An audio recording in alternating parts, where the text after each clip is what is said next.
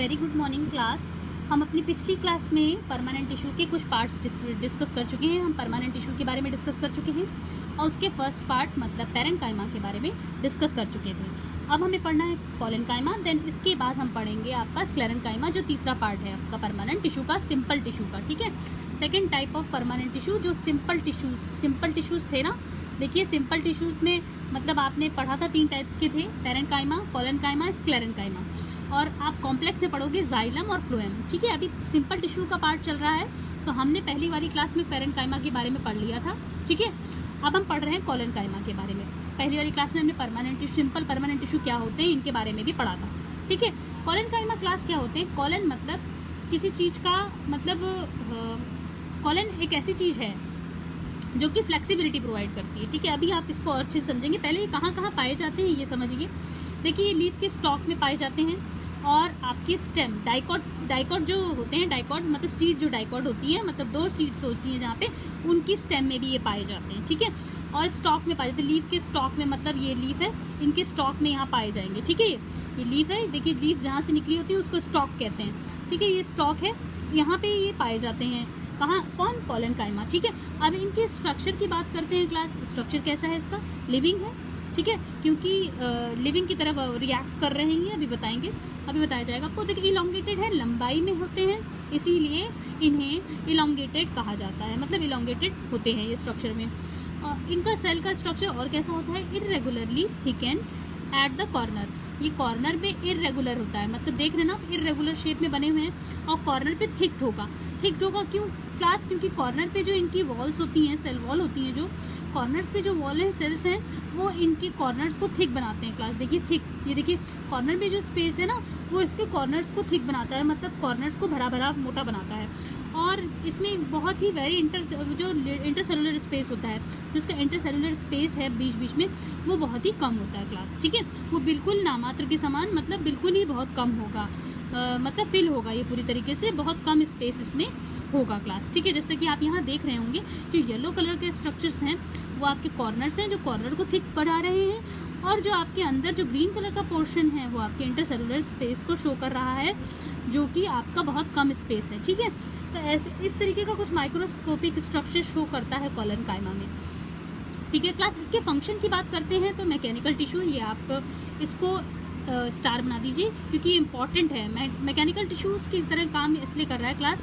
आपने देखा होगा जब प्लांट को आप कुछ जिसमें मतलब जिस प्लांट में ग्रीन लीफ होती है और स्टॉक भी उसकी ग्रीन है, स्टेम उसकी ग्रीन है, तो उसको आप बेंड करेंगे तो वो टूटेगी नहीं, मतलब ऐसे मोड़ेंगे उसे तो वो टूटेगी नहीं क्लास। ठीक है, जैसे इसको आप ऐसे मोड़ दें, सपोज इस स्टेम को आप ऐसे मोड़ देते हैं तो ये टूटती नहीं है। अगर आप बहुत तेज़ी से मोड़ें तो टूट तो जाएगी, लेकिन आप मोड़ेंगे तो वो फ्लेक्सिबिलिटी होगी, मतलब एक लचीलापन होता है स्टेम में।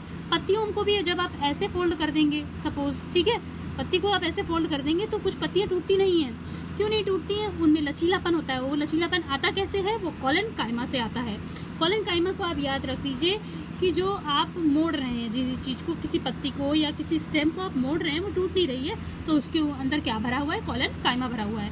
ठीक है, क्योंकि उसमें फ्लेक्सिबिलिटी आ जाती है। ठीक है, प्रोवाइड मैकेनिकल स्ट्रेंथ, ये तभी लिखा है मैकेनिकल स्ट्रेंथ को प्रोवाइड करता है। मैकेनिकल टिश्यूज एक तरीके का होता है। ठीक है, प्रोवाइड फ्लेक्सिबिलिटी, एक तरीके की फ्लेक्सिबिलिटी प्रोवाइड करती है। एक और एग्जांपल देना चाहूँगी इसका।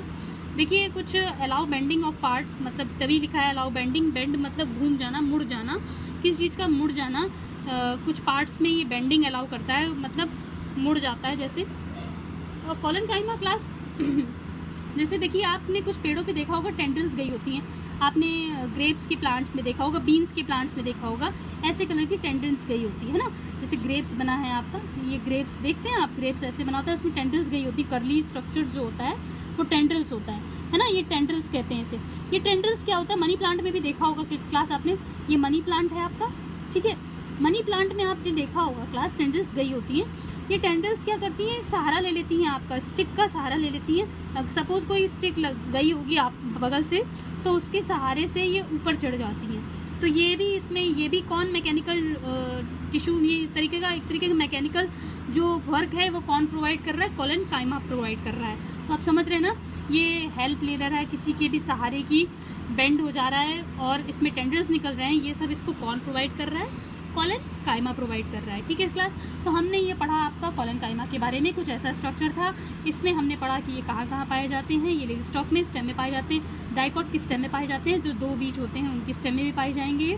ठीक है, और इसकी स्ट्रक्चर कैसा होता है, संरचना कैसी होती है, लिविंग होते हैं, लंबे होते हैं और irregular thickened at the corner पे थिक्ड होते हैं। ठीक है, क्योंकि और इंटरसेलुलर स्पेसेस में कैसा होता है, बहुत ही कम होगा। ठीक है, मैकेनिकल टिश्यू है क्योंकि ये थोड़ा मैकेनिकली वर्क भी करते हैं, किसी का भी सहारा लेके, रोप का सहारा लेके, स्टिक का सहारा लेके भी टेंडल्स के थ्रू अपर साइड में ग्रो करने लगते हैं। ठीक है, प्रोवाइड फ्लेक्सिबिलिटी, लचीलापन रहता है। अलाउड बेंडिंग ऑफ पार्ट्स, कुछ बेंड में ये मतलब कुछ पार्ट्स इसके बेंड भी हो जाते हैं, टूटते नहीं हैं।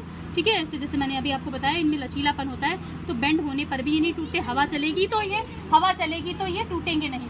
ठीक है, तो हवा चलेगी तो ये टूटेंगे नहीं, इसका मतलब ज़्यादा आंधी तूफान में जो पत्ते नहीं टूट रहे हैं पेड़ों से, इसका मतलब उसमें क्या भरा है, कॉलन काइमा भरा है क्लास।